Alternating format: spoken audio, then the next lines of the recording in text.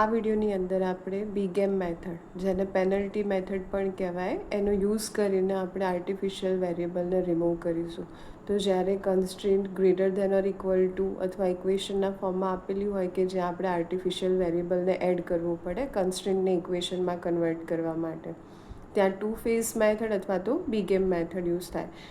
હવે બીગેમ મેથડમાં આપણે આર્ટિફિશિયલ વેરિયેબલના કોએફિશિયન્ટ તરીકે એમનો યુઝ કરીશું. મતલબ કે એમ એ એક ટાઈપની શું છે પેનલ્ટી, કે જ્યારે આપણને ઓબ્જેક્ટિવ ફંક્શન મેક્સિમાઇઝ ટાઈપનું આપેલું હોય તો આર્ટિફિશિયલ વેરિયેબલને આપણે -m વેલ્યુ અસાઇન કરીએ. એમનો મતલબ થાય પેનલ્ટી, બહુ મોટી પેનલ્ટી, બરાબર છે. અને એમની વેલ્યુ કેવી હશે? Always greater than 0. તો મેક્સિમાઇઝ ફંક્શન માટે આર્ટિફિશિયલ વેરિયેબલને -m અસાઇન કરીએ, અને જો મિનિમાઇઝ ફંક્શન આપ્યું હોય ને તમે એને એઝ ઇટ ઇઝ કેલ્ક્યુલેટ કરતા હોય તો એ વખતે આર્ટિફિશિયલ વેરિયેબલને +m કોએફિશિયન્ટ અસાઇન થાય. તો આપણે તો નોર્મલી મેક્સિમાઇઝ કરીને પછી જ મતલબ કોઈ બી એક્ઝામ્પલ આપેલો હોય તો એને કેલ્ક્યુલેટ કરીએ. તો અહીંયા આપણે એટલું ધ્યાન રાખવાનું કે જ્યારે બી આપણે આર્ટિફિશિયલ વેરિયેબલનો જે રીતે ટુ ફેઝ મેથડમાં આપણે કોએફિશિયન્ટ તરીકે -1 લેતા હતા એ રીતે અહીંયા આપણે કોએફિશિયન્ટ તરીકે આર્ટિફિશિયલ વેરિયેબલના કોએફિશિયન્ટ તરીકે કેટલા લેવાના? -m લેવાના. એટલા માટે જ મેથડનું નામ આપેલું છે બિગ એમ, કારણ કે એમની વેલ્યુ બહુ લાર્જ હોય, એટલે કે બહુ મોટી હોય, એમ બિગ હોય એટલા માટે. તો હવે આપણે સ્ટાર્ટ કરીએ. બીજી વસ્તુ એ કે જેમ ટુ ફેઝ મેથડની અંદર આપણે બે અલગ અલગ ઓબ્જેક્ટિવ ફંક્શન લઈએ, કે પહેલાં જે આપેલું હોય એને એના સ્ટાન્ડર્ડ ફોર્મમાં કન્વર્ટ કરીએ, પછી ફેઝ 1 માટે આપણે અલગથી ઓબ્જેક્ટિવ ફંક્શન લઈએ, રાઈટ. તો અહીંયા એવું નહીં કરવાનું. અહીંયા આપણે એક જ ઓબ્જેક્ટિવ ફંક્શન લઈશું જે પ્રમાણે સિમ્પ્લેક્સ મેથડમાં લેતા હતા એ જ રીતે. તો અહીંયા આપણે જોઈએ કઈ રીતે સોલ્વ થાય આપણને સોલ્યુશન મળે. તો પહેલાં તો ઓબ્જેક્ટિવ ફંક્શન મિનિમાઇઝ ટાઈપનું આપ્યું તો એને આપણે સ્ટાન્ડર્ડ ફોર્મ એટલે કે મેક્સિમાઇઝમાં કન્વર્ટ કરી દઈએ. તો મેક્સિમાઇઝમાં કન્વર્ટ કરવા માટે મિનિમાઇઝને આપણે મતલબ કે મિનિમાઇઝ તરીકે જે ઓબ્જેક્ટિવ ફંક્શન આપ્યું એને આપણે -1થી મલ્ટીપ્લાય કરી દઈએ. તો અહીંયા આપણું ફંક્શન શું થશે? -5x1 -3x2. હવે કન્સ્ટ્રેન્ટને કન્વર્ટ કરીએ. અહીંયા થોડી સ્પેસ છોડીશું. કોઈ વેરિયેબલ હોય કન્સ્ટ્રેન્ટને ઇક્વેશનમાં કન્વર્ટ કરીએ તો એને અહીંયા ડિરેક્ટલી એડ કરી દેવાય. તો સબ્જેક્ટ ટુ ધી કન્સ્ટ્રેન્ટ્સ, પહેલી આપણને less than or equal to આપી તો એની અંદર સિમ્પલી સ્લેક વેરિયેબલ એડ થાય. તો આપણી ઇક્વેશન થશે 2x1 + 4x2 + s1 = 12. એ જ રીતે સેકન્ડ ઓલરેડી ઇક્વેશન આપી, અહીંયા ખાલી શું થશે? આર્ટિફિશિયલ વેરિયેબલ એડ થશે. તો 2x1 + 2x2 + a1 = 10. એ જ રીતે થર્ડ કન્સ્ટ્રેન્ટને કન્વર્ટ કરીએ તો greater than or equal to ટાઈપની, એટલે સરપ્લસ વેરિયેબલ બાદ થાય અને આર્ટિફિશિયલ વેરિયેબલ એડ થાય. તો 5x1 + 2x2 - s2 + a2 = 10. અને હવે લઈએ નોન નેગેટિવિટી કન્ડિશન્સ. તો x1 x2 s1 s2 a1 અને a2 આ બધા જ શું થશે? Greater than or equal to 0, બરાબર.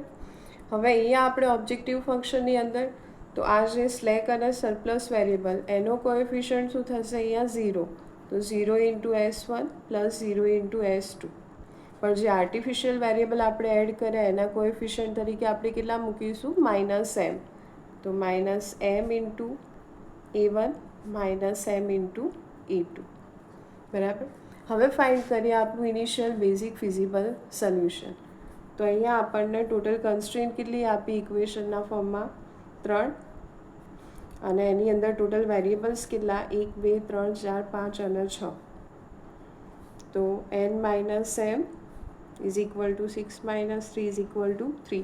તો 3 વેરિયેબલની વેલ્યુ શું મુકાશે? 0. તો ડિસિઝન વેરિયેબલ તો 0 થવાના જ છે. એના સિવાય કારણ કે આપણે દરેક કન્સ્ટ્રેન્ટ દરેક ઇક્વેશનમાંથી એક વેરિયેબલની વેલ્યુ ફાઇન્ડ કરવી પડે. તો અહીંયા આપણે કોની વેલ્યુ 0 લઈશું? s2ની, કારણ કે s1ની 0 લઈએ તો અહીંયા એક બી સોલ્યુશન મળે નહીં. તો s2ની વેલ્યુ કેટલી લઈ લઈએ? 0. તો એની ઉપરથી s1 થાય 12, a1ની વેલ્યુ મળશે 10, અને A2ની વેલ્યુ મળશે, એ બી કેટલા મળશે 10. તો હવે આ બધું આપણે ક્યાં મૂકી દઈશું? ટેબલની અંદર. તો હવે ટેબલની અંદર આપણે બધી વેલ્યુ પ્લોટ કરી દઈએ. તો સૌથી પહેલાં CJની વેલ્યુ મૂકીએ કોએફિશિયન્ટની. તો શું આવશે? x1 માટે -5, x2નો કોએફિશિયન્ટ શું થશે? -3, S1 S2 માટે 0 0, અને A1 A2ના કોએફિશિયન્ટ થાય -m -m. કન્સ્ટ્રેન્ટ્સ આપણને કેટલી આપી? 3. તો એ પ્રમાણે આપણે બેઝિસની અંદર વેલ્યુ મૂકી દઈએ, S1 A1 અને A2. તો અહીંયા થશે S1 A1 A2. એના કોએફિશિયન્ટ્સ લખી દઈએ, S1નો 0, A1 અને A2 માટે શું આવશે? -m -m. અને એની જે આપણે વેલ્યુ ફાઇન્ડ કરીએ સોલ્યુશનમાં, તો 12, 10 અને 10.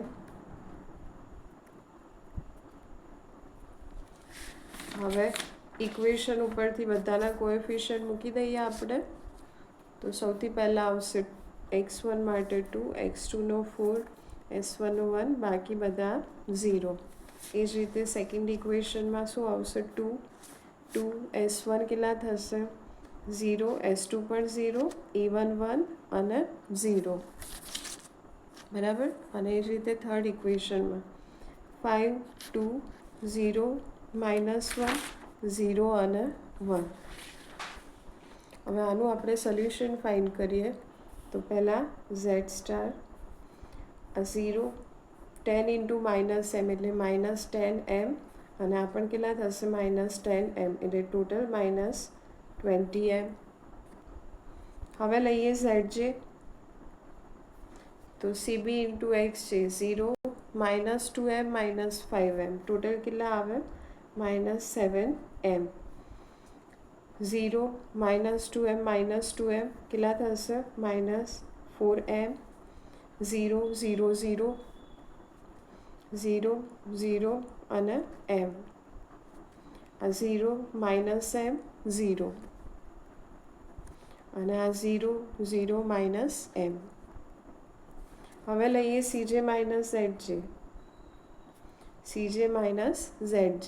તો -5 -7m, -5 + 7m. એ જ રીતે -3 + +4m, -3 + 4m. 0 - 0 0, 0 - m -m, -m +m 0. અહીંયા પણ સેમ 0. તો હવે આપણી ઇનકમિંગ કોલમ વેરિયેબલ, તો આપણી કી કોલમ કઈ થાય? તો હવે આ બંનેમાંથી કોઈ એક કોલમ આપણને કી કોલમ તરીકે મળે. હવે કઈ લેવાની, કઈ રીતે ડિસાઇડ કરશો?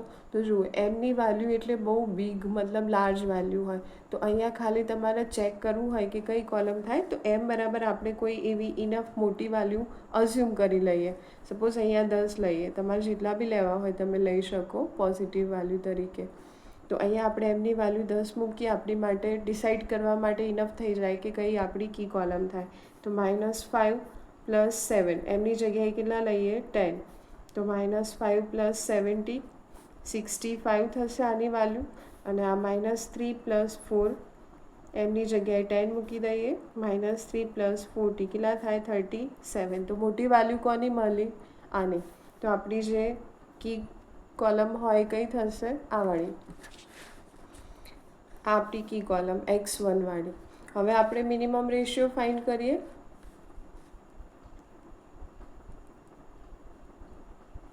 xb/xk, xb બાય આપણી કી કોલમ 12/2 6, એ જ રીતે 10/2 5, અને 10/5 2. તો આ થશે કી રો અને બંનેનું ઇન્ટરસેક્શન, કી એલિમેન્ટ. એટલે ઇનકમિંગ વેરિયેબલ x1 અને આઉટગોઈંગ વેરિયેબલ શું થશે? E2. નવા ટેબલની અંદર આપણે જે ડ્રો કરીએ એમાં E2ની જગ્યાએ શું આવશે? x1, અને આમાંથી A2ની કોલમ નીકળી જશે. તો હવે નવું ટેબલ અંદર આપણે વેલ્યુ ઇન્સર્ટ કરીએ. તો નવા ટેબલની અંદર A2ની જગ્યાએ આપણે x1 મૂકી દીધા. હવે એના કોએફિશિયન્ટ લખી દઈએ. તો S1નો 0, a1નો માઇનસ m અને x1નો કોએફિશિયન્ટ -5, બરાબર. હવે આની અંદર આપણે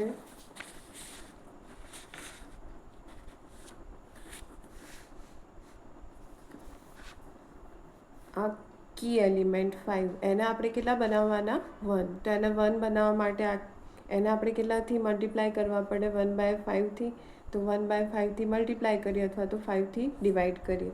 તો આખી રોને આપણે 5થી ડિવાઈડ કરી દઈએ. તો 10/5 કેટલા થશે 2, 5/5 1, 2/5 0/5 0, -1/5 અને 0/5 એટલે 0.